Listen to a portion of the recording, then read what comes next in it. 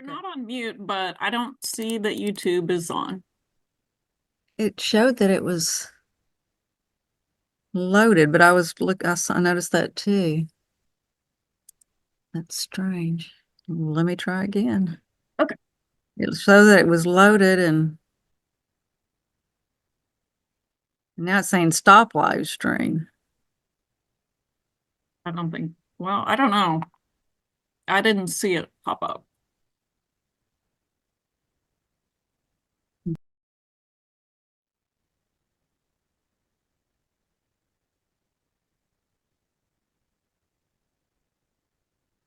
Okay, I loaded it up again. It should be on, but Okay, well, it does not appear like it has in the past. So I don't know if they updated their settings, but I don't see that it says YouTube is on my end. I have a deal that says YouTube. It says the content of this meeting is being sent to YouTube. It's not on my end. On the screen, it says YouTube and it's got like green. So Yeah, that's not what it normally looks like, is what I'm saying. Well, they have changed. Yeah, maybe they just changed the formatting. I don't know. It used to be on the other side of the screen. It used to be much more prominent. And we've got a submission. I always get a deal in our submission folder that says you're now live on your channel. And I've gotten 2 messages from the last one and now for this one, it says you're live. Judge, this is Gavin McInnes. I'm actually looking at the YouTube channel. I pulled it up and it's showing us right now. I can show you if you'd like to see the screen. No, that's fine. Someone else has already, I think our court reporter checked. Okay. Well, it does not look like it has for the past 4 years. So thanks, YouTube. All right, we are here in Cedinho versus Austin Materials. Why don't you start out by letting me know what is set and how much time it will take and whether a record is needed on portions of the hearing or not. Your Honor, there are 4 motions set today. 3 of them are for defendant and 1 is for plaintiff. I think we'll need about 2 to 3 hours. I think we'll need a record for the first 2 motions, which are evidentiary in nature, and then for any objections there might be to the summary judgment motions. And I do think we should go, since the summary judgment motions, particularly Austin Materials, involves evidence, I would suggest that we start with Austin Materials motion to exclude video, then go to Austin Materials motion to exclude other accidents, then go to Austin Materials gross negligence MSJ, and then finally plaintiff's MSJ. And we will need a record, as I said, for those particular ones. Good afternoon, Your Honor. Good to see you again. Chris White for Defendant Austin Materials, here with co-counsel. As far as presenting today, Mr. Hollenbeck, Russ Hollenbeck, is here. We'll be arguing what have been identified as the first 3 motions proposed by plaintiffs. And then I would be arguing the final motion responding to plaintiff's summary judgment, no evidence motion on affirmative defenses of Austin Materials. I would defer to Mr. Hollenbeck on the appropriate order as our appellate counsel. Yes, Judge, actually, I'm going to be James Marrow. I'm actually going to be arguing the 2 evidentiary motions. Okay, thank you. I don't think it makes much difference which one we argue first. I think I was planning to argue the other accidents first. We think that the post-accident video is really an issue that could be handled at trial, but we don't have the agreement from the other side to pass the hearing and hear that at another time. But that was why we were suggesting to proceed with the first with the motion to exclude other accidents. But it doesn't make much difference one way or the other. And as I said yesterday, Your Honor, our understanding is from Judge Meacham's order that you're supposed to be handling these big key pretrial issues, which is why we're having this course of hearings over 2 days. So we're certainly ready to go on all these.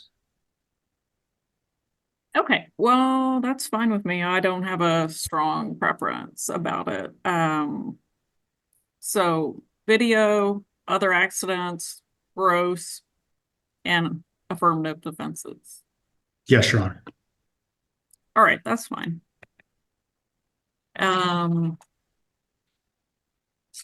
You may proceed then.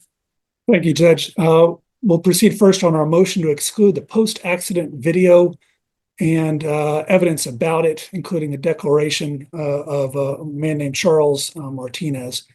This motion is pretty straightforward. There is an alleged post-accident video that Austin Materials previously produced in discovery. Plaintiffs then went out and found an ex-employee named Charles Martinez to sign what appears to be a lawyer-drafted unsworn declaration, supposedly trying to prove up the video. And I suspect one of the first things that will be argued in the plaintiff's PowerPoint presentation, and I'm sure they will have pretty PowerPoints for us today, is, but Judge, it's their own video and they themselves produced it. In fact, I think the title of their response to our motion attempted to even recaption our own motion to that effect. Of course, there's a simple response to that. The mere fact that something was produced in discovery does not make it admissible. I would be willing to bet that more than 95% of the motions to compel discovery that this court ever hears in any case or has ever read includes the well-settled principle that the scope of discovery is broader than the standard for admissibility. And so the other side of that same coin, the corollary is the standards for admissibility are much narrower than the scope of discovery.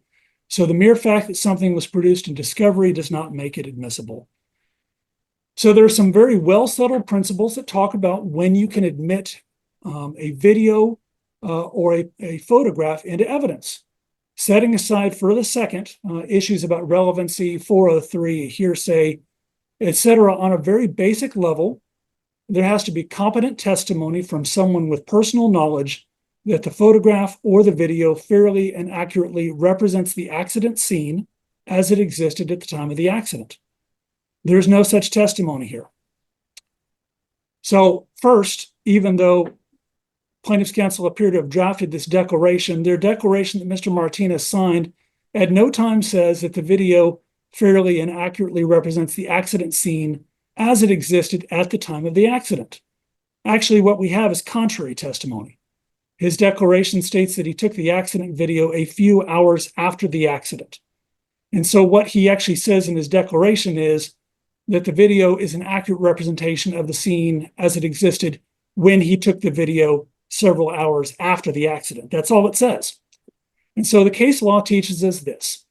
Photographs or video do not necessarily have to be taken at the time of the accident, but if we're going to admit post-accident photographs or video, there has to be testimony that those post-accident video or photographs fairly and accurately depict the scene of the accident at the time of the accident.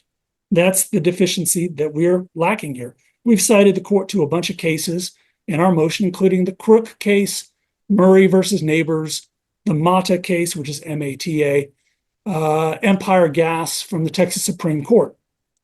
And we also cited several cases in our motion that show how these principles play out when it comes to post-accident photos and videos.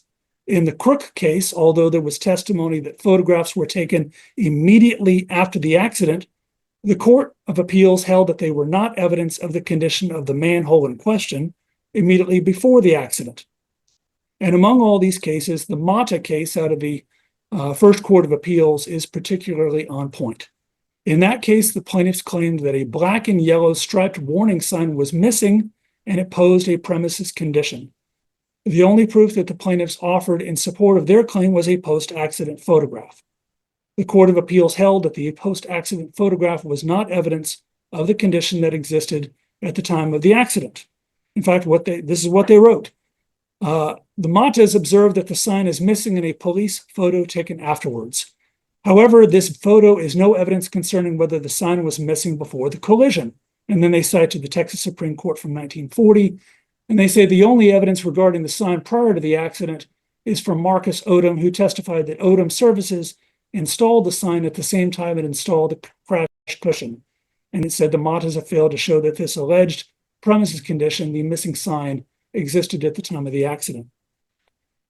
So I expect what we're going to hear in response is plaintiffs' counsel will say, well, Martinez in his declaration says, well, we did not make changes to the lane closure or signage between the time of the collision and the time the video was taken. So that's good enough. We can sort of backdoor it, right? Let's combine these two things, and somehow that will get us to the condition at the scene of the accident.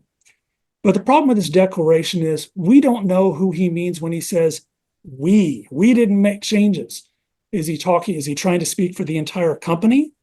Is he just talking about himself or other unidentified members of the work crew? The reason that this matters, Judge, is because this lane closure, this work site, the lane closure was 3 to 4 miles from the location of the accident. And then PCMS was placed 1,600 feet before the lane closure. There's no evidence about where Martinez was that day or whether he was in that place at the same time all day long, or how he could have personal knowledge of activities that occurred elsewhere across a 3 to 4 mile area. And even if he did have that sort of personal knowledge about what he did or what others did, whether he did or did not move or change signs after the accident is not evidence whether somebody else did. So the plaintiff's response to that, and presumably it will be the response in the argument, was this isn't really about admissibility, Judge. It just goes to the weight of the evidence. But see, that's just not true, because the requirement of personal knowledge is expressly built into and part of the necessary predicate that plaintiffs have to lay for this video to even come into evidence in the first place. The rule is, coming out of the Empire Gas and Fuel Company versus Mugi case from the Texas Supreme Court, to be admissible, such depictions must be accompanied by competent testimony from someone with personal knowledge, attesting that the photograph or video fairly and accurately represented the accident scene as it existed at the time of the accident. So we don't put the cart before the horse by admitting the video and then say, well, you can cross-examine him about it if there's no indication that he has personal knowledge in the first place. So the other argument that I've seen in the plaintiff's response is, well, other witnesses have testified about this video. And in fact, Austin Materials even questioned witnesses about the video and had its own witnesses talk about the video. So somehow they are stopped from opposing the admissibility of the video. As this court knows, that's not how estoppel works. The mere fact that parties talk about documents or photos or videos in depositions, or even in court proceedings other than trial, does not mean they are per se admissible into evidence before the jury. In fact, that's one of the key differences between depositions and trial. We only make form objections during deposition, and we don't object to the use of documents unless they're misleading or there's something else about them that fits within the established deposition rules. And so lawyers and witnesses talk about documents or other matters at all times during deposition. That does not mean that those deposition materials are admissible at trial. By the same rationale, a plaintiff could conceivably always get a defendant's insurance policy into evidence at trial just by making sure it's a deposition excerpt and people talk about it during deposition. So the reason that we've suggested perhaps that this motion could be heard at another time is because maybe Mr. Martinez testifies at trial. Maybe he'll be able to lay the necessary predicate then. Unless and until that happens, the court should exclude the video and any evidence about it, because we don't have a proper predicate that establishes, as the Supreme Court requires, that the post-accident video accurately depicts the accident scene at the time of the accident. So in addition to our in our motion, and I won't dwell on this much, we've also raised some objections under Rule 403. Those are somewhat related, but because this is a post-accident video, and given the outsized importance that juries place on videos, it would be unfairly prejudicial and would mislead the jury to admit a post-accident video that does not fairly and accurately depict the condition of the roadway at the time of the accident. And then, separately and alternatively, we've asserted objections to specific parts of Mr. Martinez's declaration. Those objections speak for themselves. I don't think the court needs to reach them if the court says, well, we're not going to admit the video at this time, and we'll wait and see what Mr. Martinez says at trial. But among other things, we've got this declaration in which Mr. Martinez talks about a traffic control plan, and he tries to offer testimony about what he thinks it says or what it means. There's no showing that he has the qualifications to offer those opinions, or even that testimony that would try to interpret what looks like a contractual document would ever be competent anyway. There's also some self-serving statements that whoever drafted this declaration put in there about what Austin Materials was aware of. There's nothing in the declaration that explains that expands on that. Who at Austin Materials was supposedly aware of the fact of other accidents? The whole company, members of the work crew, members of Mr. Martinez's particular road crew, vice principals of the company. There's just no explanation. This is why I think it would be premature to try and admit this video now when we're lacking all of these necessary details that go to whether he has the ability to testify about this video or about what it means or what Austin Materials knew or supposedly knew based on this video. So there's no explanation of how he has personal knowledge of what other people knew. But for now, and at a minimum, unless and until a proper predicate's laid, we're asking that the court exclude the post-accident video and testimony about it. And if that predicate is laid at trial, then we can deal with our Rule 403 objections to it at that time. All right, Mr. Deutsch, Thank you, Your Honor. May I share my screen, please? you may. Thank you. And I do have a PowerPoint. I cannot guarantee that it will be pretty. So I'll do my best, though. Can the court see my PowerPoint? I can. Wonderful. Okay, so let me start. We do have a predicate. We have a predicate for Mr. Martinez. We have a predicate for Mr. Abrego. The court should deny Austin Materials' motion and admit the video for a number of reasons. It is relevant, it is authenticated, it is admissible. It meets the requirements of the Texas Rules of Evidence, 901, 401 through 403. Austin Materials, as you will see, is stopped from complaining about the video and has waived objection to the video. It produced the video. Its corporate representative testified to the relevancy of the video. Through its counsel, it's adopted the video as its own. It's introduced testimony based on the video into evidence in summary judgment and depositions, and it's even used testimony based on the video in its very motion to exclude the video. The video has already been admitted into evidence over objection by the trial court. It's been considered and relied upon by the trial court and the Court of Appeals. It is the best evidence of what the lane closure and the collision scene looked like in the hours following the incident. It shows that the lane closure was set wrong per the wrong plan, 2-6-A. That's why they want it out of here. Zero evidence contradicts the video. And in fact, testimony of Victor Abrego, of Austin Materials corporate representative, Mr. Flores, and all others really confirm what's in the video. Austin Materials arguments ultimately speak to the weight, not the admissibility. And Mr. Martinez's declaration is made from personal knowledge in his role as a job superintendent, as a foreman with Austin Materials, and it complies with the Texas Civil Practice and Remedies Code. Now, let's start with notice and just kind of get the background really. So on the date of the incident, as you recall, is April 17th of 2019. Austin Materials, the daily work report reveals, as you can see there at the bottom, there's a major accident in their construction area. Now, within a few hours of that major accident, the job foreman, the job superintendent, Mr. Martinez, he inspects this area of I-10, this lane closure in the surrounding area where Austin Materials is doing road work. He does that while he's in the course and scope of his employment. He takes that video, he turns it over to fellow management with his employer, Austin Materials. Austin Materials subsequently produces that with a Bates label, and that depicts the lane closure in the surrounding area as they appeared on the afternoon of April 17th of 2019, within just a few hours of the collision. They didn't make any changes to the lane closure or the signage. And this is key. No witness testifies to the controversy. No witness has testified to any evidence that any change is ever made from the time the wreck occurs to the time the video is taken a couple hours later. And critically, of course, it shows that defendants used the wrong plan in setting their lane closure. Now, Austin Materials discovery shows that Mr. Martinez produces the video to fellow management within Austin Materials the day after the incident.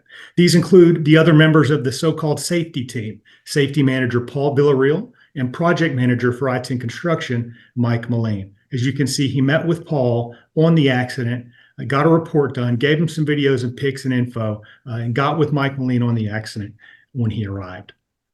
Together, these three, as I said, were the Austin Materials safety team. And we know that from the deposition of Austin Materials corporate representative, Mr. Alex Flores. He's asked who is in charge of safety for Austin Materials as needed.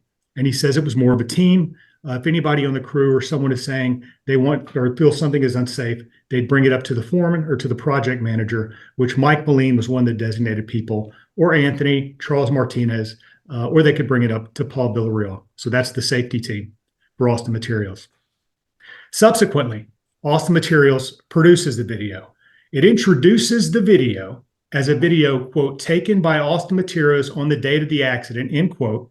That's Austin Materials counsel, Matthew Weimer, who says that in the deposition of TxDOT Inspector Victor Abrego, who inspects the lane closure on the day of the incident. As you might recall, Mr. Abrego is Austin Materials' preferred star witness. And what Mr. Weimer does is he walks Abrego through the video to establish how the traffic control plan was set at the time of the incident. And Your Honor, I'd like to play the video from his deposition, which is about 3 minutes, but it's key because it shows how Austin Materials uses the video to show it's how the lane closure was set. And that's the very thing they're accusing plaintiffs of doing. May I share this video within the PowerPoint here? That's fine. Okay. And looking at this specific sheet, page 81, are any of the lane closures that are noted on here, were these the lane closure traffic control plans used on the date of the accident on April 17, 2019? Yes, sir. Which one? TCP 2-6A. All right, so this far left one here is the traffic control device or the traffic control plan that would have been utilized on that day? Yes, sir. All right, Mr. Abrego, I'm going to show you what has been marked as Exhibit 20 to Mr. Lockett's deposition. And it's a videotape of the construction site.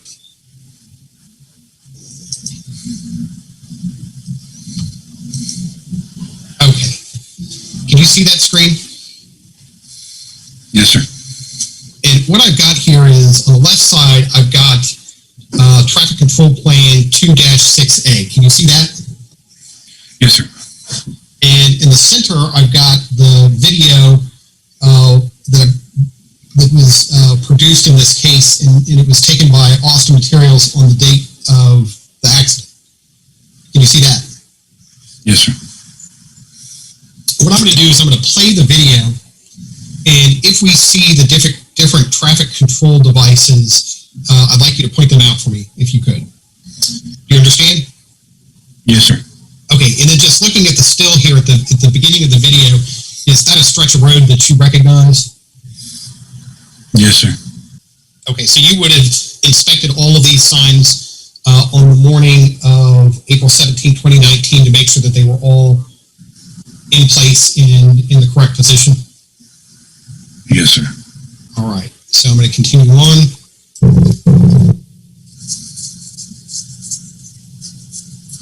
Okay, and when you say arrow board is the flashing arrow on the right-hand side of this video, is that what you're referring to? Yes, sir. And then looking at traffic control plan 2-6A, is the placement of that arrow board just behind the cones, is it consistent with the traffic control plan? Yes. Do you see any errors in the layout of the traffic control plan up to this point? No, sir. Okay. Okay, so Mr. Abrego's testimony establishes that lane closure is set. George, excuse me, Yeah. you need to finish the video. There's the final part of the foundation or the predicate is in the last part of that video. My apologies. Okay. And looking at Where was I, Gavin? Do you know? Just start right there. the cones, is it consistent with the traffic control plan? Yes. Do you see any errors in the layout of the traffic control plan up to this point? No, sir. I wasn't paying attention. Sorry. Sorry, Judge. I apologize. So anyway, Mr. Abrego's testimony, it establishes that the lane closure is set pursuant to the wrong plan. pursuant to Plan 2-6-A, as you heard him testify, which does not have a PCMS. And according to what he says, the video shows the lane closure that was there when he inspected the work zone that morning, and that it looks as it looked when he was there that morning, which is, of course, the predicate that Austin Materials says is lacking. Now, contrast that 2-6-A with the order we have, that Austin Materials has a duty to comply with a different plan. Judge Mousey's order from our previous summary judgment hearings about 2.5 years ago was that they have to comply with Plan 6-1-12. So Austin Materials, taking that video, moves for summary judgment in 2022 using testimony elicited based largely on the video. And you can see it from the snip I put there at the bottom from their summary judgment motion.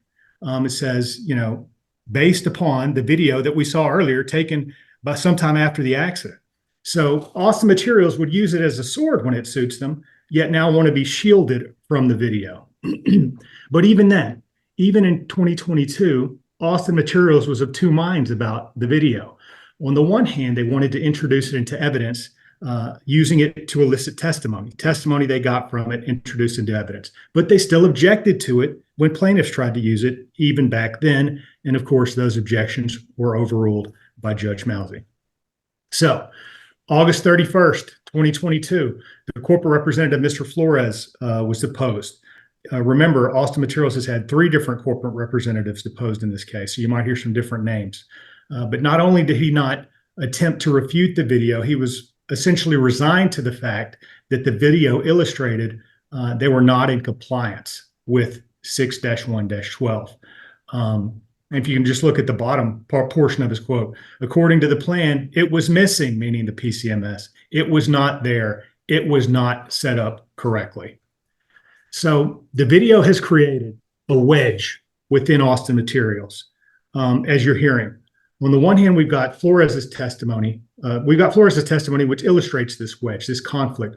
On the one hand, we've got Austin Materials counsel. And on the other hand, we've got Austin Materials leadership and management. Counsel is saying, hey, what the video doesn't show is that somebody moved the sign. What the leadership for Austin Materials is saying is the opposite. There's absolutely no evidence that anybody moved the sign. So this is from defendant's motion to exclude the video. They are upset by what the video does not show. And they're just sort of wondering aloud in their motion. Who could it be? Who could it be? It could be an employee of Austin Material, maybe a subcontractor, maybe Mr. Abrego moved it after doing his inspection, though of course he didn't testify to that. Maybe a paramedic did it, or a cop, or absolutely anybody. Who moved the video? Who moved the sign? Well, the answer is nobody did. And there's no evidence of that. Now contrast that with Mr. Flores, Austin Materials leadership. He says, I've not seen any written document or evidence that we were told or allowed to move the sign. That we were directed to, I have not seen that evidence. He's asked, have you talked to anybody? You have not talked to anybody that has said that they were instructed by anyone not to have that portable message sign at the required location. Correct. He says, as to Mr. Martinez, he said none of his guys did it either, or himself. None of them would have moved that message board without being directed to. So there's no evidence that the sign was moved. And the reason there's no evidence it was moved is because it was never there in the first place. Because the traffic control plan that was used was wrong. And that's one of the things the video helps establish when taken in conjunction with the testimony. So Austin Materials loses its summary judgments. It embarks on an appeal. And the Austin Court of Appeals, it also relies upon the video in doing its ruling. This is from Austin Materials versus Rosado for Trochet. This is from May 26 of 2023.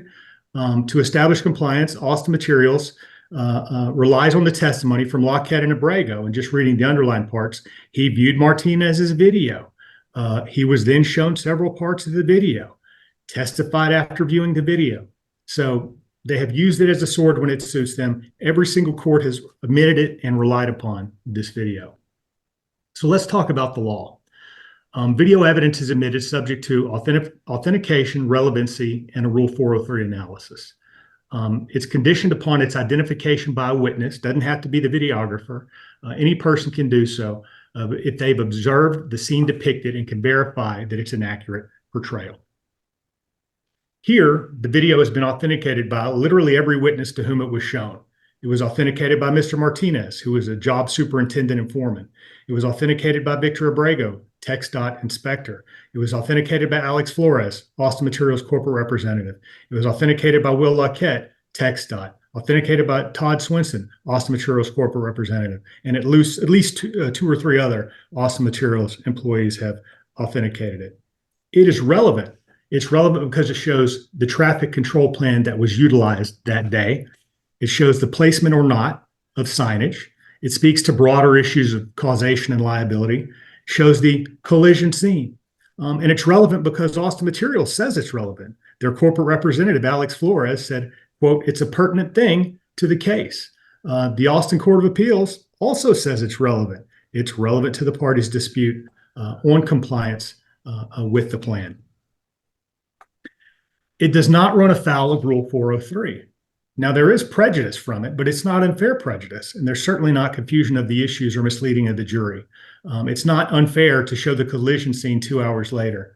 And we do not represent it as being taken during the collision. That's not how we're presenting it.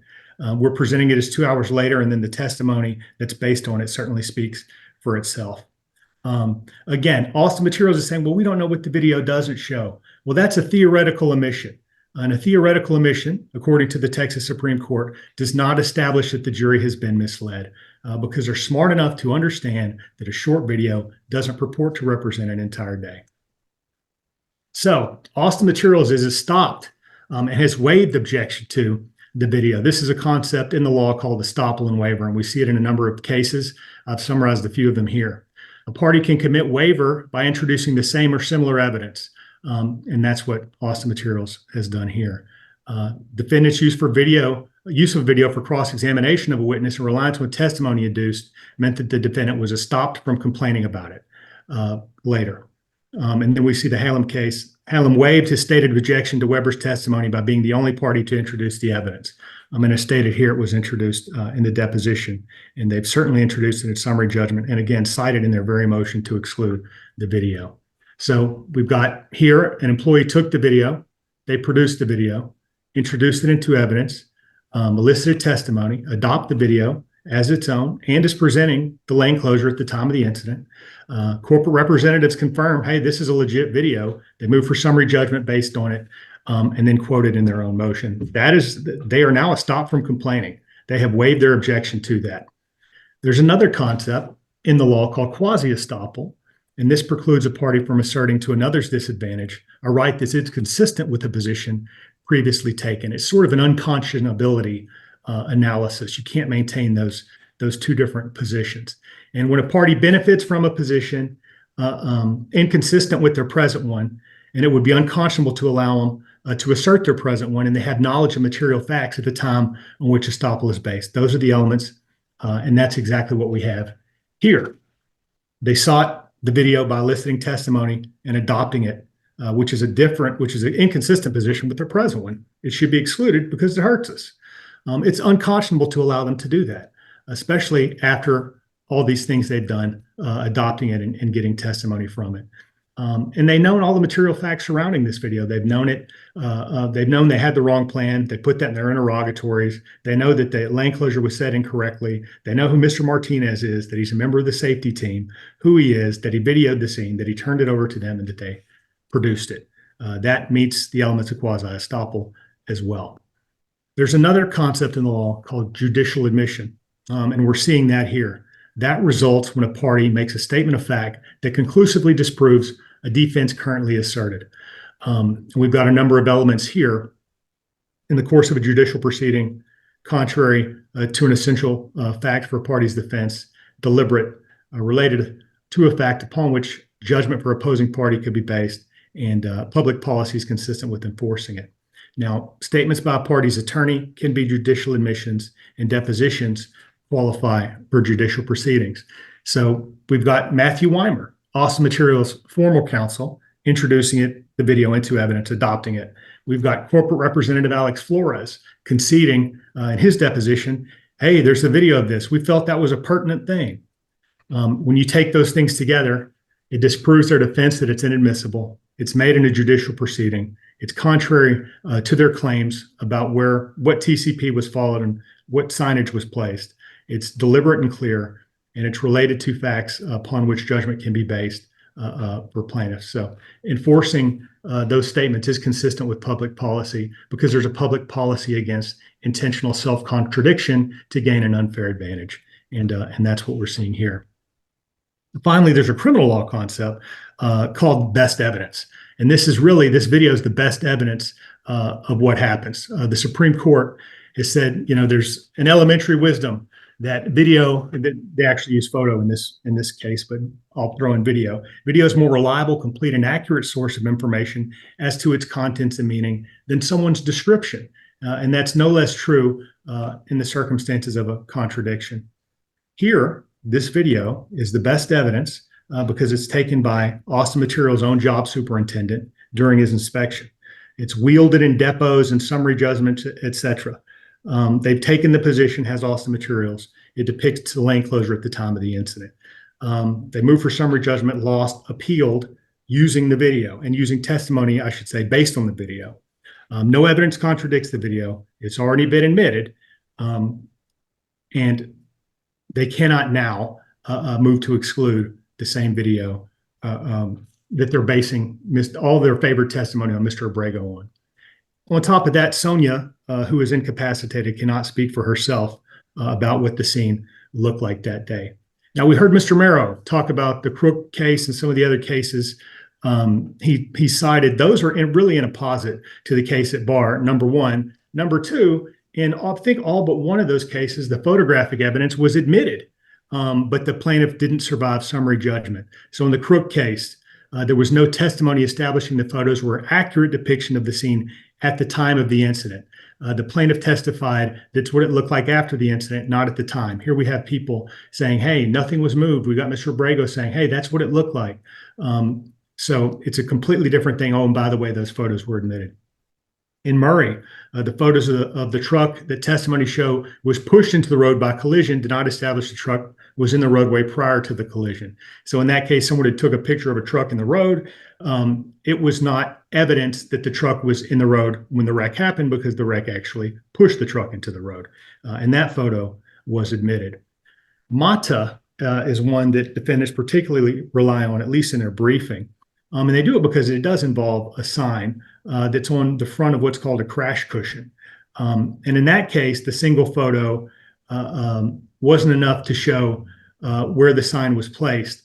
But that was because the wreck itself, in the wreck, the tractor trailer involved actually struck the crash cushion and the sign. So the wreck itself moved the sign. And the wreck was so horrible, the vehicle lost its axle, crossed both lanes of traffic, and burst aflame, killing the driver. And so the court said, given the tremendous force involved, the photo isn't evidence concerning whether the sign was missing before the collision, because the collision itself actually missed or hit the sign, I should say. Whereas in our case, there's absolutely no evidence that the sign was hit. In fact, all the testimony is that the sign wasn't hit. And beside that, it's about a mile from where it should have been placed had they used the right plan. All of these cases speak to weight and not to admissibility. I believe we heard the Mwegi case, or Empire Gas. I'm struggling to say that last name as well. In that case, the trial court committed reversible error by not admitting post-accident photos. And the court talked about photographs of the scene of the accident offered into evidence and why they should have been admitted because they were a fair and accurate representation of the underpass as it existed on the day of the accident, Now, finally, getting to Mr. Martinez's declaration, we briefed this heavily. I know defendants briefed it as well. There's requirements under Rule 132.001 when you can do a declaration. Civil and criminal proceedings, it has to be in writing, subscribed to is true under penalty of perjury. We meet those requirements, or I should say Mr. Martinez does. Austin Materials presents Mr. Martinez as sort of an uninformed, low-level guy, but that's not who he is. The testimony shows he's a job superintendent. He's a foreman. He's a vice principal of Austin Materials. And we get a lot of that from Mr. Flores. He says he's one of the key people at Austin Materials. He's available 24 hours a day for traffic control issues. He's part of the chain of command there. He's a member of the management safety team, and others report to him, and others take their complaints and issues and problems to him to help solve. And Austin Materials assumed that Mr. Martinez took this video on an Austin Materials provided phone. And of course, Flores testified that the video shows exactly what it purports to show, that no PCMS was depicted. The Martinez declaration is admissible because it complies with the rules. He's had personal knowledge. He was uniquely positioned. What he says is confirmed by the testimony of others, Mr. Abrego, Mr. Flores, about how it was, what plan was used and what signage was placed. It's already been admitted by the trial court over objection. It's been relied upon by the Court of Appeals. Again, quote, additionally, Martinez stated in his declaration, ... and no evidence contradicts any portion of that declaration. Now, there are a number of boilerplate objections. Mr. Barrow didn't get into them too heavily. Suffice it to say, there is no hearsay involved. As I just went over, he had abundant personal knowledge. A lot of this has been confirmed. All of it essentially has been confirmed by others. He had a very key role within Austin Materials, so he can speak as a we. It's based on his presence at the scene, on the date of the incident, on his personal knowledge. And the corporate representative testified to the same thing. There's no evidence anyone moved that sign post-incident. So we're praying that the court overrule the objections that Austin Materials has and deny their motion to exclude the video and Mr. Martinez's declaration. Thank you. May I respond, Your Honor? Yes, briefly. So I'm even more impressed with Mr. Deutsch's PowerPoint skills than I was yesterday, but unfortunately his video does not say what he says it does. Their arguments, as the court saw, don't even really join issue with what we've presented to the court. That's a pretty classic lawyer maneuver that you have when you don't have much to say about the real issue. And so you go and dunk on the opposing party by theoretically overcoming a bunch of objections that weren't made or that aren't at issue. We said nothing about relevancy or best evidence or anything like that in any motion or in my argument. We said nothing about the requirements of an unsworn declaration. I didn't even talk about hearsay. You cannot overcome a problem with a lack of proper predicate by showing something as the best evidence. I'm sure the excluded photographs in the Mata case were the Mata's best evidence, but it got excluded anyway because it has nothing to do with the issue. This is very simple. There is no competent testimony from a witness with personal knowledge laying the proper predicate that this post-accident video fairly and accurately depicted the scene of the accident at the time of the accident. For Mr. Deutsch to call it authenticated means nothing without the predicate that it did fairly and accurately depict the accident scene. I'm still waiting for that testimony. I watched the video. I didn't see it. What we saw was Mr. Abrego being asked, is that a stretch of road that you recognize? And he was asked whether it complied with a TCP. That doesn't talk about whether that video depicted the accident scene or the condition of the roadway at the time of the accident. Arguments about waiver, these principles about waiver. First of all, the cases that talk about use of evidence by one party operating as a waiver, they're talking about evidence that a party introduces during trial. I have never seen a single case. I've been doing this a while. I've never seen a single case that said that if you use a document in a deposition, it somehow is admissible at trial in front of a jury, or it's estoppel or quasi-estoppel. Where's the judicial admission? Because I didn't see it. It said that we admitted that this video was admissible at trial and that it fairly and accurately depicted the scene of the accident at the time of the accident. What I instead saw was things like us saying it was taken on the date of the accident. Great, I will give them that. In fact, I think that's what Mr. Martinez says. It was taken a few hours after the accident. Fine, that's the same problem with the evidence in Mata. The other thing that he supposedly said, we said was it was a pertinent thing. Again, this isn't about relevancy. There's a 403 issue out there. This is about whether they lay the predicate through Mr. Martinez's testimony or anybody else that allows this to come into evidence. What I continued to see was use of a video during a deposition that has nothing to do with admissibility of evidence during trial. Arguments about best evidence and things like that say nothing about whether this video is admissible based on having a proper predicate that's required by Texas law. So again, maybe Mr. Martinez comes to trial and presents all of that, but it isn't there right now. And so we're asking the court to exclude the video and testimony about it unless and until we see this predicate that establishes what Texas law says it has to establish. All right, I'm gonna take the motion under advisement. We can move to the next one. Thank you, Judge. The next motion is motion to exclude evidence about other accidents. The background for this, Judge, is that during discovery, plaintiffs have produced some 700 plus pages of records about other accidents other than this accident. Plaintiffs have tried to use some or all of those records about these unrelated accidents as supposed proof of one thing or another in this case. For example, plaintiffs have tried to use some of these records about unrelated accidents in response to the motion for summary judgment that will be argued in a few minutes. Plaintiffs have also tried to backdoor some of these inadmissible records by going out and getting ex-employees to sign these lawyer-drafted declarations about the accidents or about that person's supposed knowledge of the accidents or Austin Materials' supposed knowledge about accidents. None of those accidents are reasonably similar to the facts of this case or to plaintiff's theory about what happened in this case. Therefore, those records are inadmissible, should be excluded. Texas law is clear. The general rule is that evidence about other accidents is inadmissible.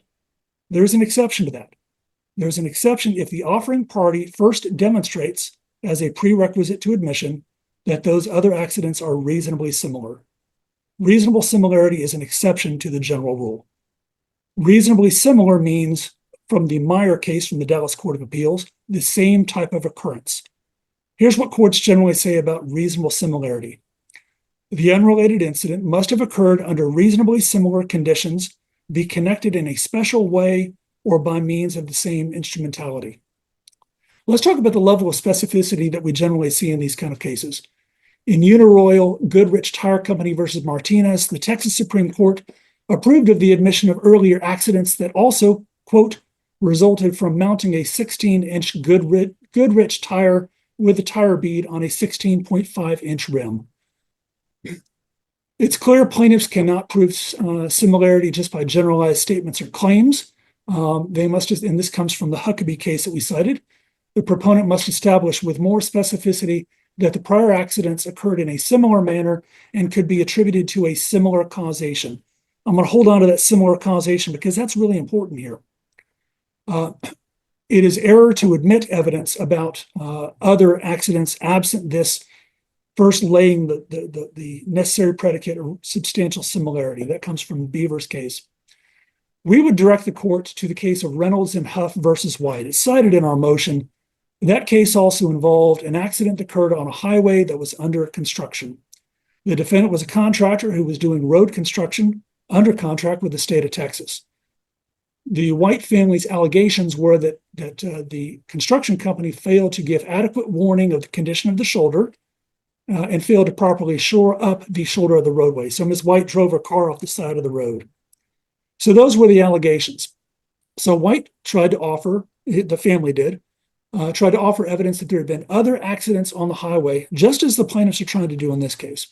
The Court of Appeals held that the evidence was inadmissible because White offered no evidence that the condition of the highway where White drove her car off the paved portion of the highway was in the same condition as any other of the accidents at any other place in the highway.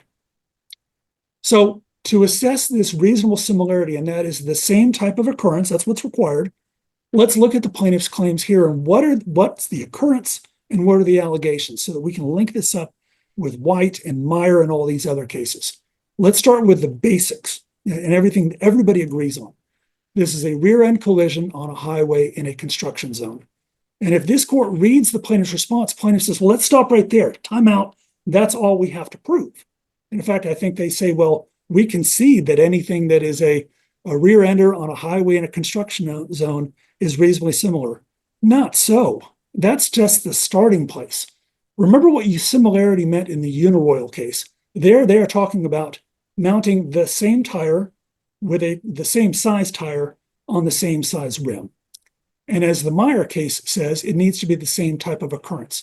So the court's already heard this over two very long hearings over 2 days.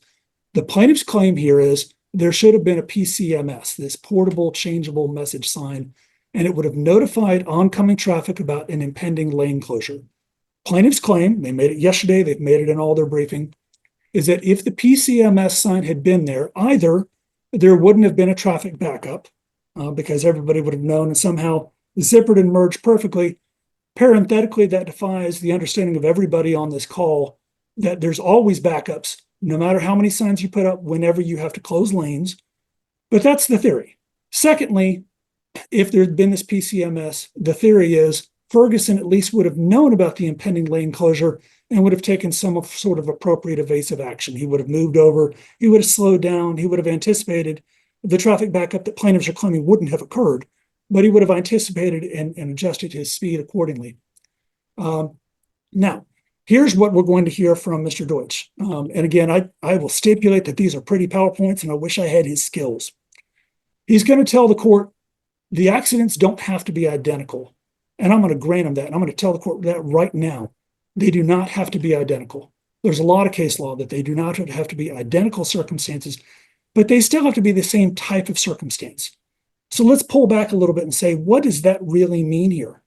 Let's say, fine, okay, it doesn't have to be identical in that it doesn't have to be a missing PCMS board specifically. But to be the same type of occurrence, it can't just be a rear ender on a highway in a construction zone. When the claim here is that signage played some part in causing that. So to be the same type of incident, there has to be some indication that signage played some part in causing any of those other accidents. And I'm talking about generally the lack of signage, improper language on the sign, improper placement of the sign, putting the sign behind bushes or trees to where it couldn't be seen, or something that gives us reason to believe that drivers didn't see the sign and appreciate what was happening. That's the claim. That's the claim of the causation, right? That's why I go back to the causation language from Meyer, right? That this has to be similar causation. And so it isn't enough just to say rear end collisions on an accident in a construction zone, because there can be 1,001 reasons why those kinds of accidents happen. So even if an accident involves a rear end collision on the same highway in a construction zone, and by the way, that isn't enough, but that still would effectively rule out almost all of the accidents the plaintiffs have put in this 742 pages. But it still says nothing about how those accidents happen if there's nothing at all about signage or somebody not appreciating because of a lack of sign that there were about to be problems with traffic. To the extent that the plaintiffs want to use these accidents to supposedly show notice to Austin Materials, and I think we're going to hear that in the summary judgment motion, there has to be enough similarity that these other accidents were caused by the same mechanism that allegedly caused this accident. That is, a lack of signage. There have to be some problems with the signage that caused backups where there shouldn't have been backups, or problems with the signage that caused drivers not to know a lane closure was approaching. Because that's what we see from Uniroyal and Reynolds and Huff and Meyer and all these other cases. In Reynolds and Huff, they said it wasn't enough that a few cars had run off the highway onto the unpaved shoulder.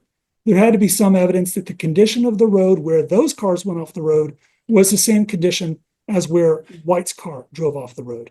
So that's the question here. Did any of these rear-end collisions in the construction zone involve any indication whatsoever that they were caused by improper, inadequate, or allegedly missing signals or signs?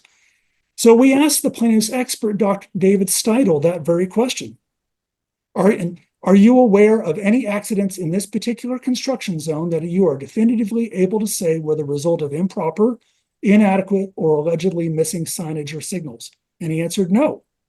So here's what we did. We looked through all 742 pages of accident reports, and we looked at what those accident reports said specifically about the circumstances of each collision. And we tried to break those down. That's in pages 6 to 11 of our motion to exclude. We went through each one of those and identified every single page, every accident report, and what that accident was about.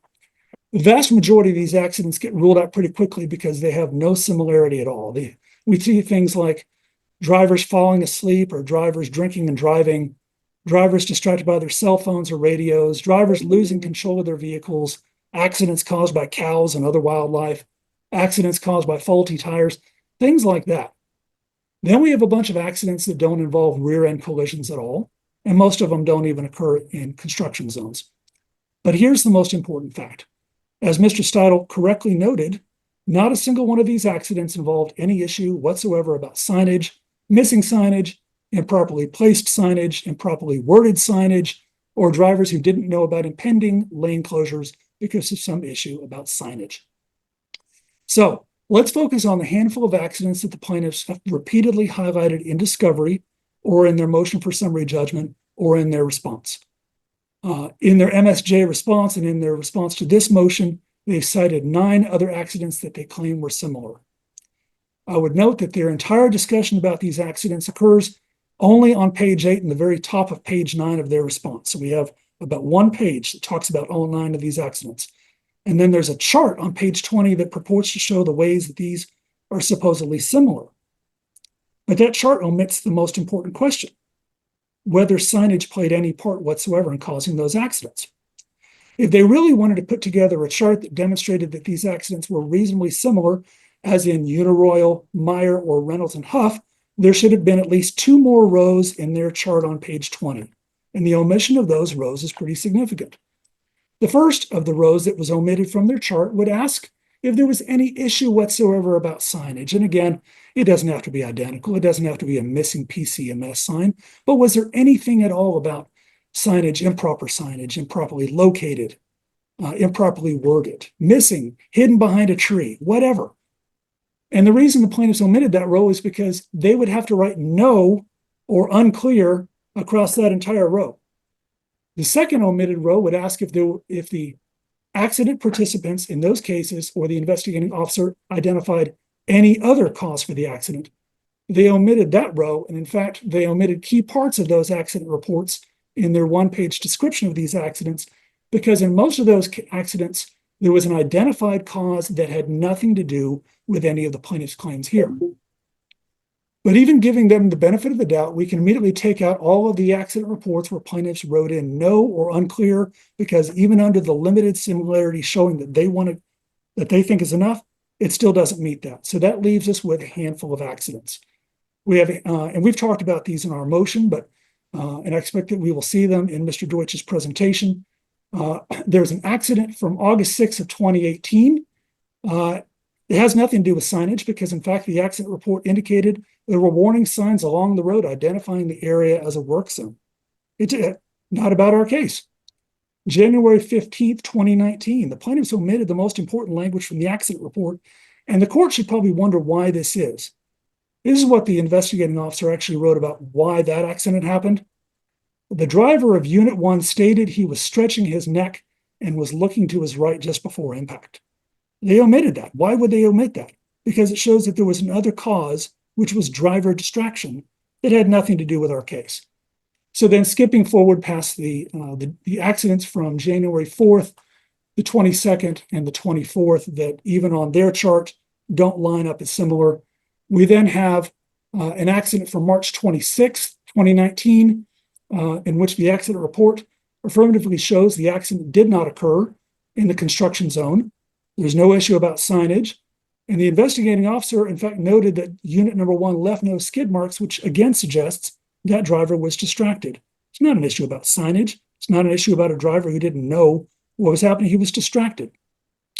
April 8th of 2019, we actually have an affirmative indication that the driver of the rear-ending truck said he knew traffic was stopped, but he continued traveling anyway. Remember, their claim here is that Mr. Ferguson caused this accident because, according to their allegation, because of the lack of a PCMS, he didn't know or didn't anticipate that traffic was stopped. And finally, we have the other accident they allude to on April 8th of 2019, in which, again, the accident report says that the accident happened because the driver looked at his radio and was distracted. Again, that key fact is omitted in their response. Now, I expect we're probably going to see some straw manning in the presentation. Again, their response suggests that we appear to concede that it's enough to show rear-end collisions on a highway in construction zones.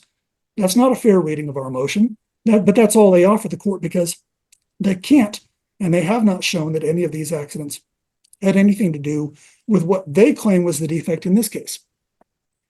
And so most of the cases that they cite in their response just go to these general uncontroversial propositions that if you demonstrate a reasonable similarity, that accident reports come in. Okay, fine. That's not an issue. When you dig into the weeds, it's pretty apparent there's a problem with their argument when their lead case is this Werner trucking case opinion from the 14th Court of Appeals. Werner's gotten a lot of attention because the Texas Supreme Court granted Werner's petition for review. The case, actually, the oral argument was held on December 3rd of this month, 16 days ago. As Chief Justice Hecht has said, and other members of the court say, the Texas Supreme Court does not take cases to affirm. We ought to be really wary about relying on a case where a petition has been granted and argument's been held. There's also some straw mannery in the suggestion that we've somehow insisted upon identicality. I want to be really crystal clear about this. They don't have to be identical, Judge, but there has to be the similarity, meaning the same type of occurrence. And that's what we said in our motion. I've never said otherwise. That's what I'm saying today. We saw examples of what the same type of occurrence means in Uniroyal and Reynolds versus Huff. So what is the same type of occurrence here, given the level of similarity required? It's about signage. So here's what we did. We actually gave the court a bunch of examples of things. We're trying to help the plaintiffs out because we're nice people. And so we're trying to help them show this is the kind of evidence that you could use. This isn't to say you have to have all of this, but we mentioned things like if it mentioned Austin Materials, or if it mentioned that there was some issue with the construction, or it blamed it on the construction. That's not all, but it would have been something, right? Because there's nothing else. So the things that we said in our motion that could demonstrate similarity, we are not in any way arguing that all of those were required. But there has to be something. There has to be some indication that some issue with signage caused other accidents. And again, that goes back to Huckabee. The proponent must establish with specificity that the prior accidents occurred in a similar manner and could be attributed to a similar causation. We don't have that here. Following along with that case and with Reynolds versus Huff, there's no indication that any of these accidents had anything to do with signage of any kind. Therefore, they are not reasonably similar and they're not admissible, and the court should exclude them. Thank you, Your Honor. May I go next? You may. I will share my screen again. Yes, go ahead. Okay. So this is plaintiff's response to defendant's motion regarding these so-called unrelated accidents. Defendant seeks to exclude everything. And if you look at the quote from their motions, exclude, quote, any evidence in any way relating to accidents other than the accident made basis of suit, end quote, and on the basis that's unfairly prejudicial. Now, they do concede in their motion that rear-end collisions on a highway like this one in road work zones would all be similar. By no means is that the end of their test. I mean, I'll get into the Austin Materials test here in a little bit. But we're asking the court to admit at this time, just as a small sample. I know they talked about however many hundreds of pages of other incidents there were in their project area. And I agree, there were a lot of accidents there.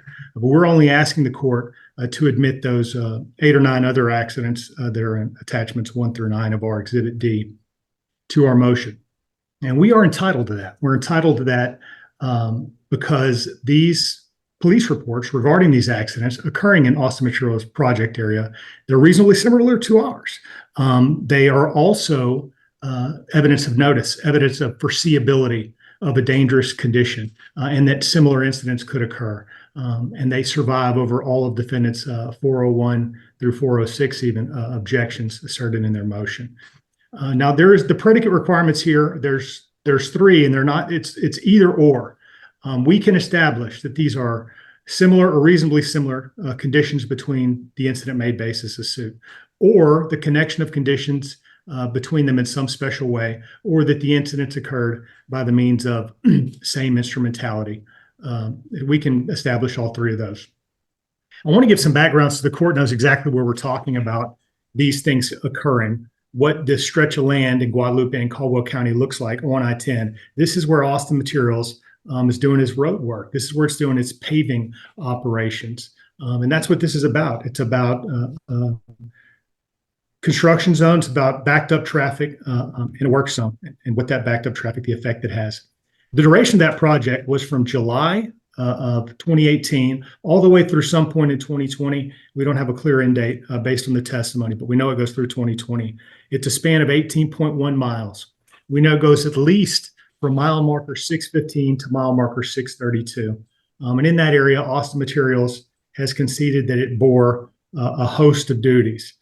We are responsible for the 18 miles, yes, from its corporate representative. We are responsible for the 18 miles, and we are responsible with the traffic control plans and abiding by the contract. Now, I said this is relevant to notice, and it is. There are, I think, at least 3 different variations of Austin Materials accident notification and investigation policy. But one of those variations is that a member of Austin Materials management, all the way up to the president himself, is notified when there's an accident that occurs in the project area. And the whole purpose of that is to get ahead of litigation. So we see it here. Notification is made from the field to Paul or anyone else in the main office at Austin Materials. There was an incident following one occurring. When someone in the field from the project or project makes a notification to someone else in management that there's an incident. So we see that, and we see that they anticipate litigation from the moment those incidents occur at first notification. So that's important background here. Their main goal, Austin Materials, the main responsibility, as they have testified, and what this case is about is the uninterrupted flow of traffic and not minimizing disruption, true traffic. It is about managing traffic flow. In the testimony, again, of Mr. Flores, the corporate representative from Austin Materials, makes that clear. So the similar incident evidence, this is what the law says, similar incident evidence, it's relevant to, and it is probative of a host of things, whether a dangerous condition exists, the notice to defendants of that condition, the magnitude of the danger involved, and whether or not the ability of the defendant to correct that danger, the foreseeability of the incident made basis of suit, the lack of safety or intended use, the standard of care, causation, and even impeachment of witnesses. So there's different purposes for which these reasonably similar incidents can be admitted. Now, counsel talked about Werner. Werner's still good law, to be clear. And in that case, there was, I think, 2 or 3 commonalities. It was a reasonable 18-wheeler trainee drivers driving in icy conditions and speeding. And that was enough for admission under the predicate test that we have.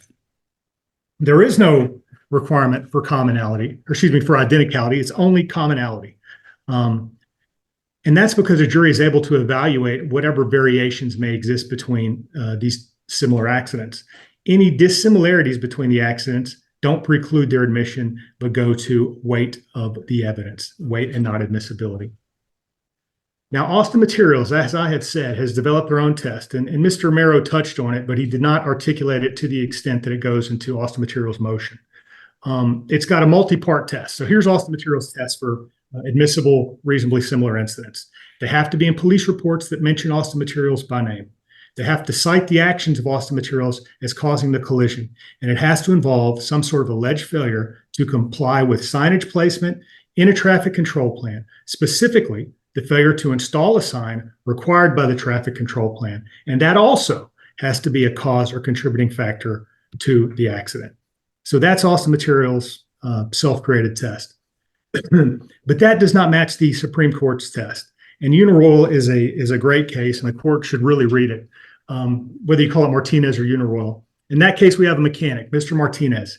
He's injured because he ignores a pictographic warning on a 16-inch tire he's attempting to mount on a 16.5-inch wheel.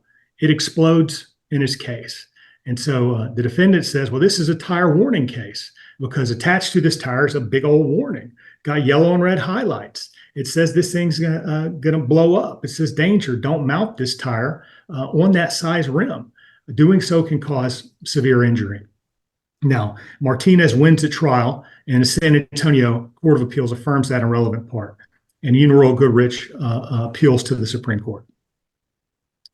At issue was the trial court's admission of evidence of 34 other lawsuits against Goodrich, to which Goodrich objected. The Texas Supreme Court upheld admission of all 34 of those accident-based lawsuits, despite the fact that only one involved a tire with a pictographic warning, which is the very issue at the heart of that case. It was enough that all the lawsuits involved mismatching Goodrich tires exploding. So we do not get hyper-specific like Austin Materials wants to do. This is a quote. Goodrich asserted that 33 of these 34 lawsuits involved tires without pictographic warnings. Therefore, they were not substantially similar. They were admitted without predicate. But the absence of a pictographic warnings on the tires does not render the accidents so dissimilar to preclude their admission. That merely goes to weight because it involved similar enough with the 16-inch Goodrich tires on the 16.5-inch rims. You didn't have to divide it any further. And so don't let Austin Materials characterize this as a sign case, because it's not. It's a traffic control in a paving operation case. It is an uninterrupted flow of travel case. It's a safe roadway case. And remember, Austin Materials has contractual duties within their construction contract with TxDOT. Quote, the contractor is responsible for providing a safe and comfortable passage for vehicular traffic with minimal inconvenience. Now, the police reports aren't going to say what Austin Materials wants them to say.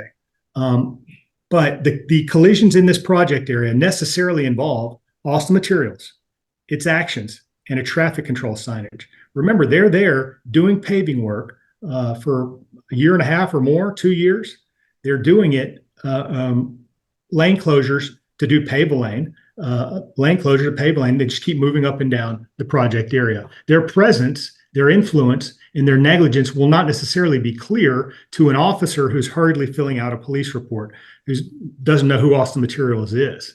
And if you even look at our own police report in this case, it makes no mention of Austin Materials. It makes no mention of a construction zone. It makes no mention of a traffic control plan or signage, but all of those things are involved and are relevant to the case. So courts admitting reasonably similar incidents require 2 or 3 points of commonality. We talked about Werner. It was 3. The trainer-trainee driving team, snowy or icy conditions, the student driver driving. In Henry, we have slipping on the same sidewalk at the base of the same downspout with the same material dripping onto the sidewalk. And all of these are in our briefing. In Winn-Dixie, we have falls by customers due to water on the floor leaking from a display case, slipping on water from the display case prior to the incident. That's really only 2. Look at Brookshire Brothers, lifting heavy objects while incorporating a twisting motion. 2. We look at Ramos, again, cited in our brief. The mast was lifting less than its rated capacity, and both the derrick sprang out. So there's 2 commonalities there. And the court said this should have been enough to establish a similarity, but other testimony further highlighted the similarity. And in our cases, not only do we have these reasonably similar incidents, we know we have notice of the reasonably similar incidents up the chain to Austin Materials management. And we've seen declarations from Austin Materials employees speaking to other collisions occurring in the project area. And we see some of these collisions pop up in some of Austin Materials daily work reports and other documents. Now, in picking our 8 or 9 reasonably similar incidents, we had a lot to choose from because there were 60 in the project area that preceded Sonia's collision, starting in August and going August of 18 and going through April of 19, including one with the fatality, 60. Now this chart, and I do not blame Mr. Merrow trying to get ahead of this chart. It is a death knell for defendant's motion. It absolutely destroys the motion because it puts up our incident here on the left involving Ms. Trochet, and it highlights the similarities between the other incidents we would like admitted: the Flores, Sanchez, Campbell, Escobar, McGuire, Lundy, Mirzotti, and Beard. And we have 7 different criteria here in the Austin Materials project area: 75 mile per hour work zone, involving a commercial vehicle, rear end collision, at or near lane closure, merger, work construction zone, depending on the terminology used, slowed stop traffic, and involved failure to control speed. And in each of these, we have 5 to 7 points of commonality. When, as we've seen in, 6 cases I showed, courts require 2 or 3. And like that, the last court we looked at, Here we have testimony that establishes that these things are occurring, which underscores the notice defendants had and the admissibility of these reasonably similar incidents. This is included in our response. I would ask the court to go through it carefully. So the reasonably similar incidents we're putting forth for the court, they involve the same project area, the same highway speeds, same types of motor vehicles, rear end collisions, lane closures and construction zones, slow to stop traffic, and a failure to control speed. That's all it takes. We've established a predicate for those reasonably similar incidents. There's a connection between the conditions. The incidents are occurring by the same instrumentality on the same roadway, the same project area, the same people in control. Remember, we're in charge of those 18 miles. This evidence is relevant and it's probative of a lot of things: notice, danger, foreseeability. Rule 403 here would favor admission because it is merely prejudicial, but that's okay. Evidence is meant to wound the opposing party. That doesn't make it unfairly prejudicial, which would, of course, evoke some emotional response. So this absolutely survives Rule 403. So what we're asking the court to do is overrule Austin Materials' objections, deny their motion to exclude these collisions, and to admit these collisions of the 8 or 9 accidents that we have attached at the time of trial. Thank you. I promise to be brief. We did not ever say that rear end collisions on a highway in road work zones would be similar enough. That never happened. I saw it again in their PowerPoint. I would invite the court to read pages 7 and 8 of our motion, because that's where they say we supposedly admitted it. It just isn't there. Again, plaintiffs really aren't joining issue with most of what we're talking about. Whether Austin Materials was notified, how reasonably, or 403 and things like that. That's not the issue here. Or they want to talk about, like I predicted, how reasonably similar accident reports can be used and why they're relevant. But that's begging the question, because the whole issue is whether they're reasonably similar in the first place. At the same time that they are trying to redefine our arguments as requiring identicality, and we don't, they're trying to lower the bar to mere commonality. But that's not the standard. The standard is reasonably similar. It sometimes gets worded as substantially similar, which seems higher. I don't really know that it is. So what they want to do here is redefine this, because I looked at how they're redefining this after 2 days of consistent arguments about this is about the absence of a PCMS and what that means, right? One of two things: either traffic would have zippered perfectly without any backup, okay? Or secondly, Mr. Ferguson would have had reason to anticipate the backup and deal accordingly. I'm now hearing that this is about traffic control in a paving operation case. Okay, if we want to redefine it like that, I don't see a single accident report that deals about traffic control in a paving operation case. Their PowerPoint also said this case is just simply about safe roadway. Judge, if that's the standard, you can Katie bar the door, because they get to redefine similarity that broadly. Every highway accident ever would meet that artificially low standard. The plaintiff's chart on page 20, Judge, this is the equivalent of drawing a bullseye after you've already thrown a dart into the dartboard. Draw the bullseye around it. Look how good I am, right? Because what they're doing is they're redefining the standards in their chart to satisfy the only evidence they have. They omit the parts of the accident report that say things like he was looking to the right, or he was distracted, or he didn't see anything, right? This, again, for that chart to be complete, there ought to be something in there that says signage, lack of signage, improperly placed, improperly worded, improperly hidden behind a tree or a bush, something like that. Something indicating that the construction company had anything to do with this similar causation. Remember that the standard is similar causation, and I saw nothing about that today. Judge, we're asking the court to exclude these from the evidence at trial. Thank you. Okay, thank you. We have been going for a while, and I know some of us need a break, so we're going to take, let me ask an assignment. Is 10 minutes enough? 15? Okay, we'll do 10. So we'll come back around 3:35, and pick up the next motion. This one, like the others, is under advisement. Thank you. Feel Thank you. free to mute and turn off your video if you would like in the recess. I know Thank you you, Judge. have 2 motions left. If there are summary judgment objections that you want to argue on the record, I'd like to do that first. And then I'd like to let the court reporter go because there's really no need for a record on a summary judgment hearing. So what say you? Thank you, Your Honor. This is Russ Hollenbeck for the defendant, Austin Materials. And on behalf of everybody, we appreciate you being available by Zoom. It's very convenient for all of us. So thank you for that in advance. So we presented a motion for partial summary judgment on plaintiff's claim of gross negligence against Austin Materials. And I guess the only objection I would make on the record at this time is to the fact that the plaintiffs have also incorporated in their response to the motion a motion for sanctions based on allegations of spoliation of evidence.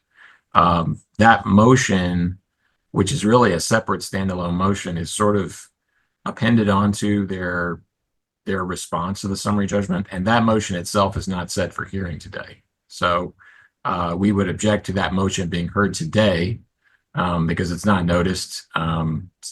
These motions were all, the notices for yesterday and today were all set by agreement of the parties for you, and I think that motion needs to be taken up at a separate time.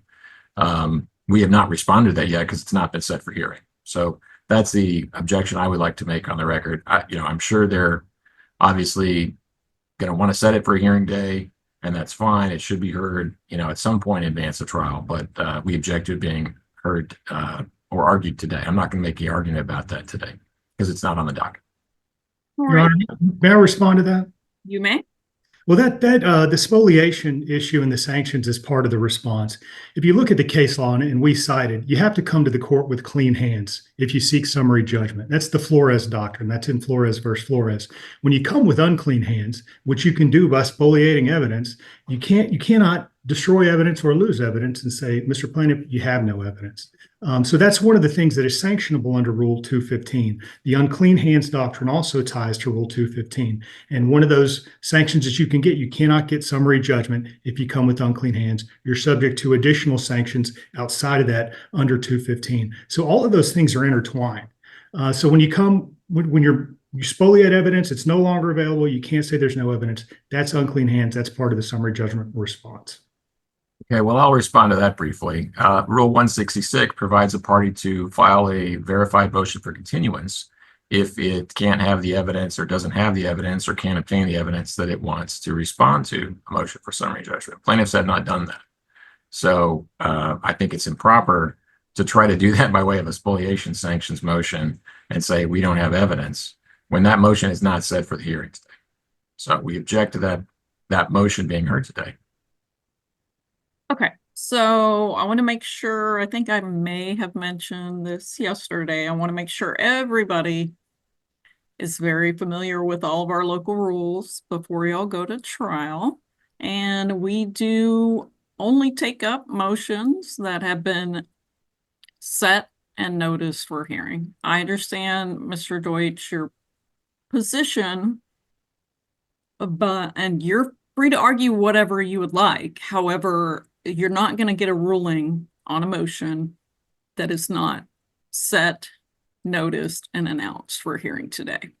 So it may be more efficient for you to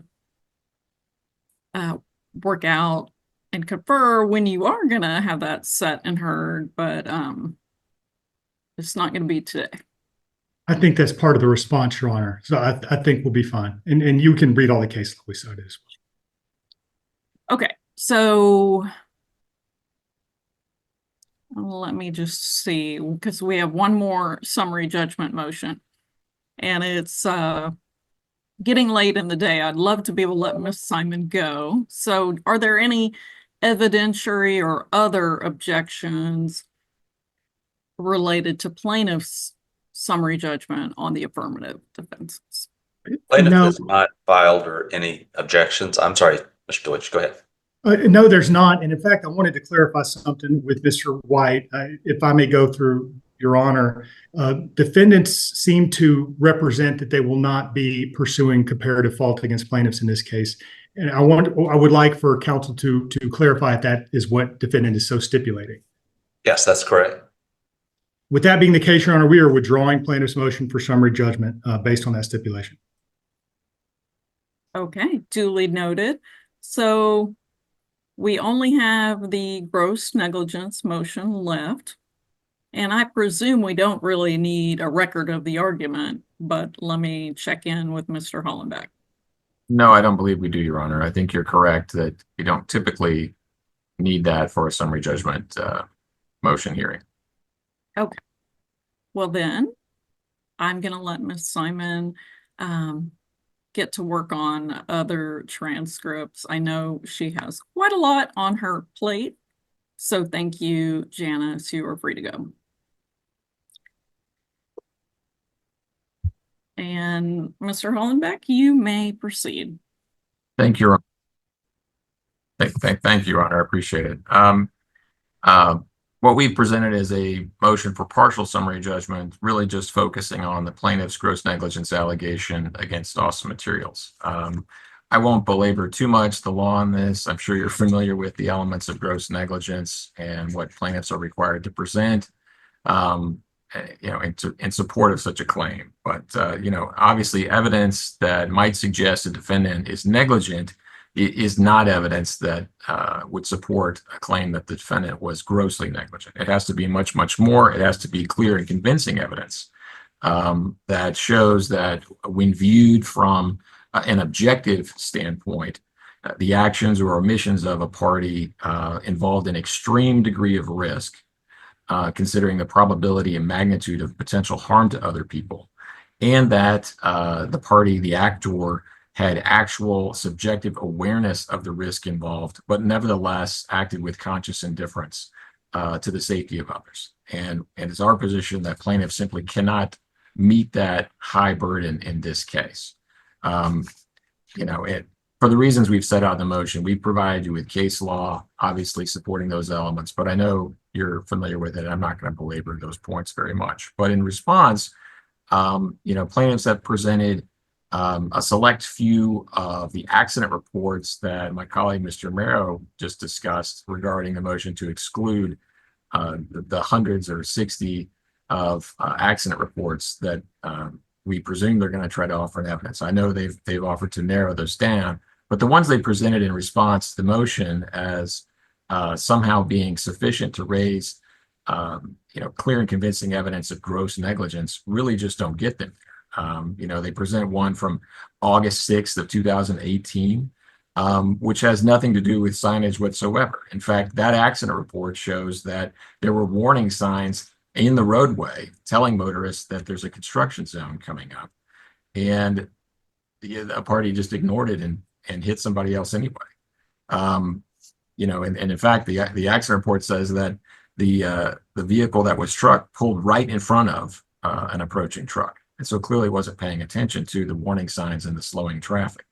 The accident report that they note in their response from January 4th, 2019 wasn't in a work zone.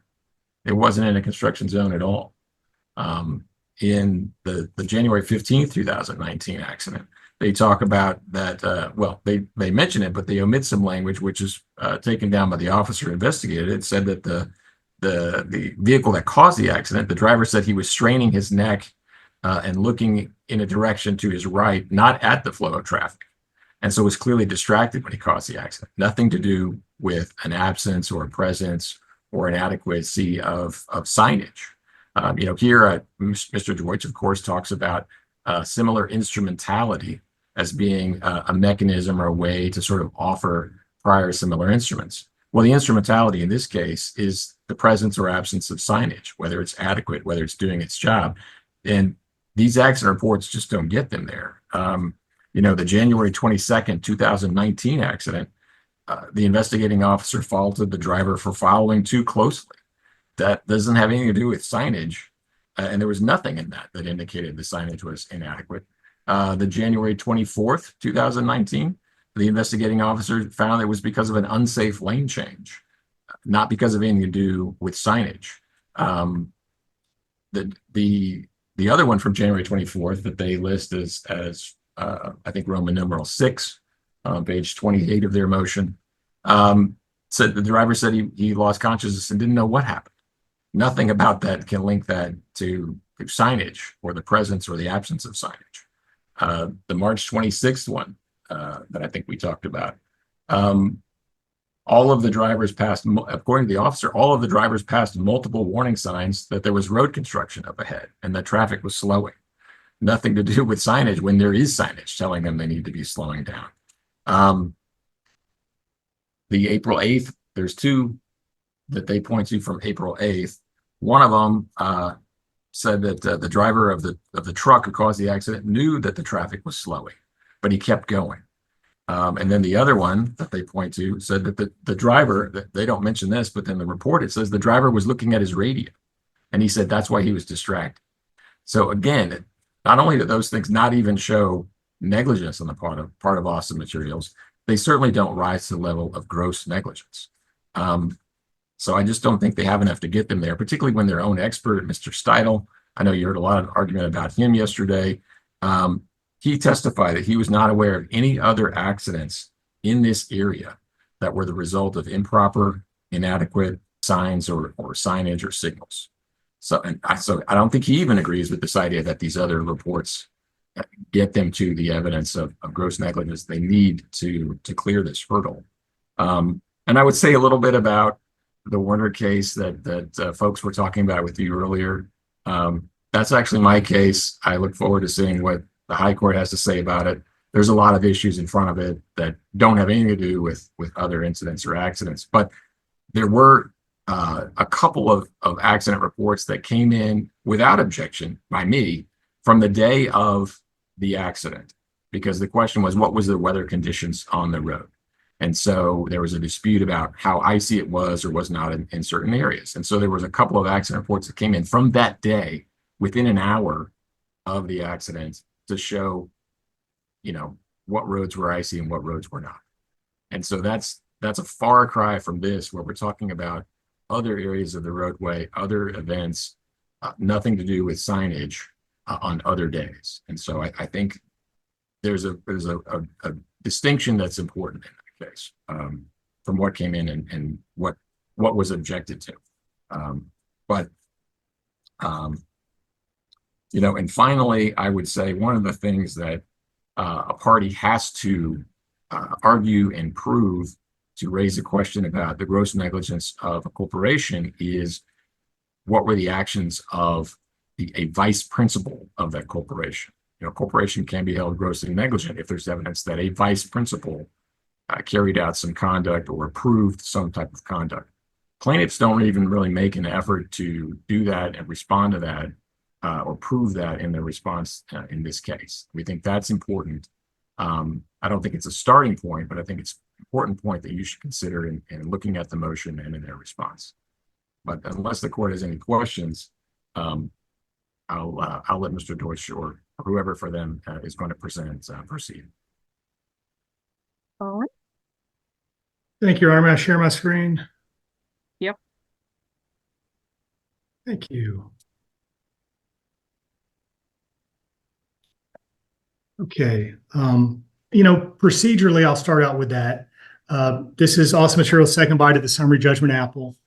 Their previous summary judgment was denied by Judge Mousy. 2.5 years later, here we are again, except now it's on the gross negligence claim.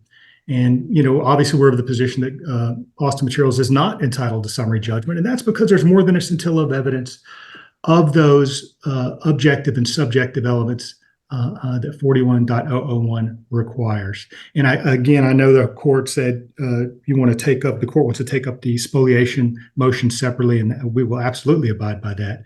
But it is part of the consideration when someone seeks summary judgment that the court's supposed to consider under Flores, under the unclean hands doctrine. And so we'll get into that. We have put together some light reading for the court, 26 exhibits, 109 pages. Best we can do today is a summary of a summary and hit the high points. I will try to breeze through it as quickly as possible because I know the court is going to take all these under advisement. I want to start with talking about the host of duties that Austin Materials had. Reasonable care to execute their construction contract with TxDOT, provide for that safe and comfortable passage of vehicular traffic with minimal inconvenience, as shown on the plans. Duty to comply with 6-1-12, that particular traffic control plan, both in the placement of the traffic control devices and the messaging used. And that messaging used is key because in this case, we've got a traffic control plan that was wrongly set, and that caused confusion in the drivers who saw the signs, and it was resulting traffic backup. With no traffic backup, you don't have this collision. So implement that traffic control plan as shown, including those devices that have to be properly positioned and spaced and removed only upon completion of work as directed by the plans. Remember, we've heard a lot of wondering aloud. Maybe it was moved, maybe it was moved. You can't do that until the work is complete under their own contractual documentation. Placement and messaging. There's also common law duties. Protect travelers on the highway. Provide for that safe public travel in the area under construction. You got a duty to exercise ordinary care to protect people rightly using the highway. That's Bay. Provide for the safety of the public in that area under construction. That's Strakos, Texas Supreme Court. Now, there's a host of accident omissions that we have laid out in the evidence section of our response and then summarized. And I'm just snipping the summaries here so the court can get an idea. And I'm leaving in sort of the evidentiary site so you can see all that. And I'm just going to kind of breeze through them, as I said, and I'll unpack a few of them as we get there. As all the evidence has shown, they didn't comply with the construction contract. They didn't properly implement the traffic control plan they were supposed to. They did a different plan. They set the PCMS that was supposed to be 0.6 miles away was 1.6 or 1.8 miles away from the lane closure. Because that's missing, they're not complying. It also didn't include the proper language, as you heard me say earlier. The merge left language, the right lane closed language, and all the evidence shows nobody moved that PCMS. As I said, they implemented the wrong plan. But their official position, Austin Materials' official position from its corporate representative, is that it doesn't know which traffic control plan was being used on the date of the incident. This is Mr. Brad Kinkener. He's the corporate representative for Austin Materials.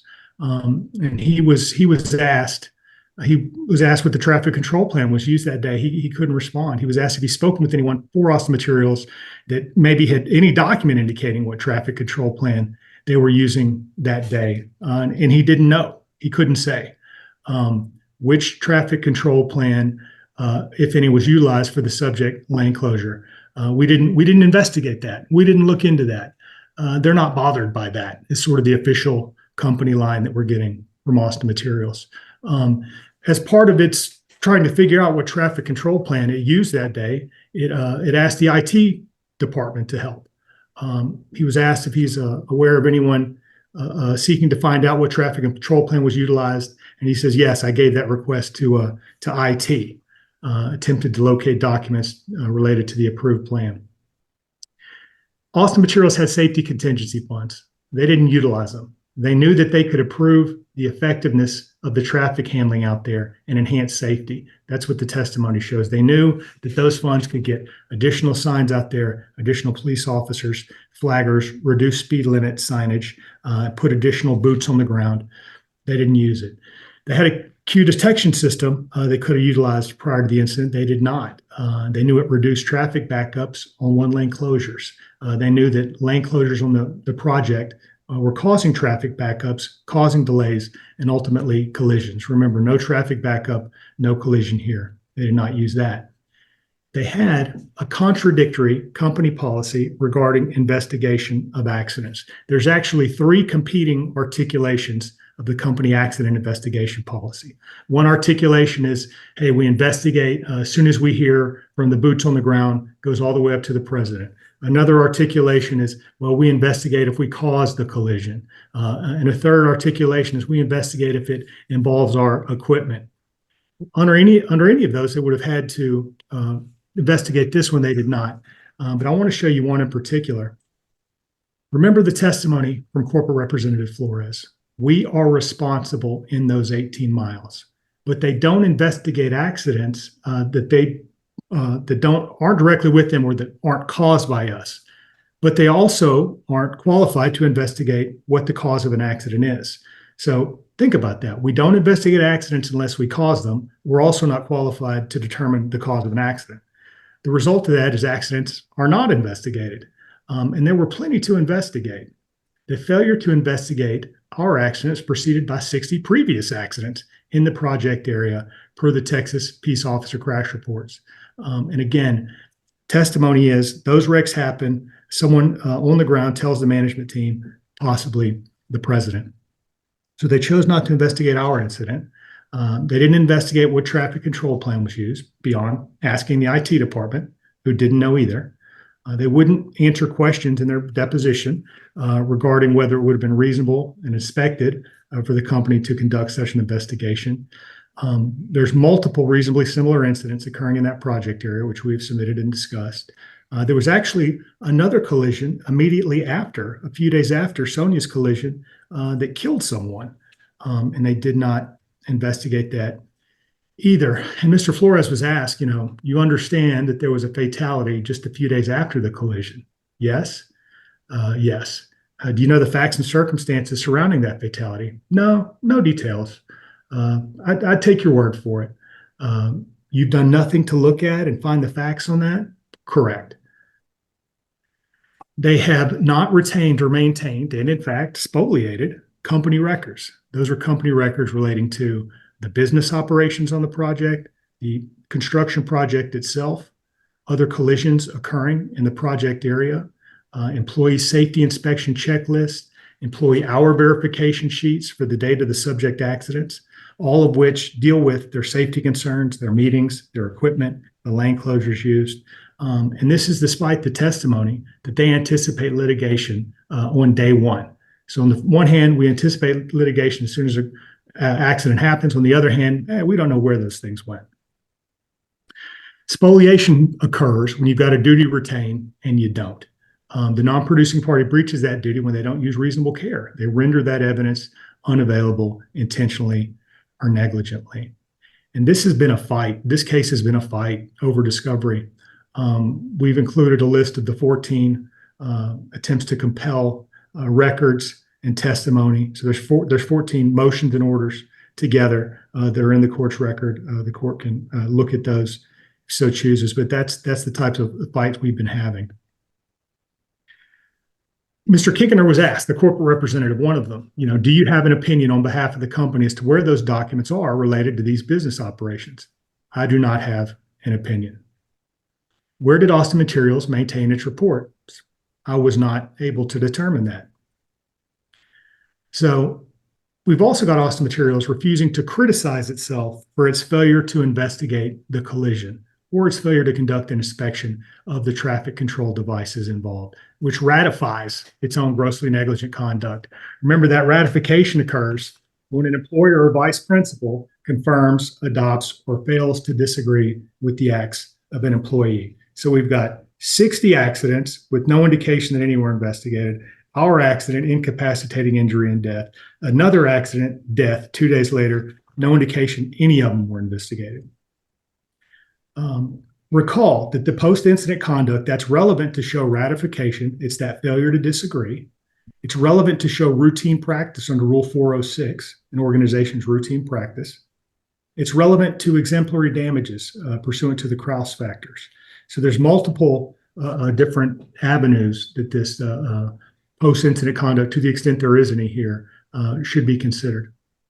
Now, Mr. Kinkener was also asked if he had criticisms of the company's investigation or lack of investigation in response to our collision. He said he doesn't have any opinion. Remember, the failure to disagree is ratification, constituting gross negligence. Ask, are you in any way critical of the company's failure to perform this post-accident inspection of the traffic control devices used? I am not. Austin Materials does all this, despite these duties: protecting the motoring public, ensuring the public safety and convenience, safe public travel, minimize disruption. Despite its knowledge that adherence to the traffic control plan minimizes backups, precludes these types of collisions, in lane closures, despite its knowledge that these closures on I-10 are causing traffic backups and delays. Despite its knowledge, the traffic backups cause collisions. Despite the fact there are employees on the ground, including the project superintendent and the project manager, who are reporting traffic backups and crashes in the project area to Austin Materials. Despite the fact its employees are requesting increased police presence, despite its knowledge that increased police presence helps people to pay attention and slow down for the lane closures, despite its employees requesting more portable changeable message signs and its knowledge that they can help minimize traffic backups and accidents. Despite its knowledge that speeding is a problem in the work area, the project area, despite its own employees requesting more reduced speed limit signs, all while refusing to ask TxDOT to lower the speed limit. Despite its knowledge, similar collisions had occurred, including as a result of the lane closure and traffic backups. Despite the availability from TxDOT of additional signage, police officers, flaggers, reduced speed limit signs, boots on the ground for purposes of traffic control, none of which Austin Materials ever requested, despite all these collisions. And all while choosing not to look at the crash data published by TxDOT as it pertained to this construction project, even though that data revealed about 89 collisions in the project area. So we've got an objective extreme degree of risk, 2 deaths, 1 incapacitating injury, of which Austin Materials has actual and subjective awareness of the risk, but proceeds with conscious indifference to the safety and welfare of others. That meets the standard.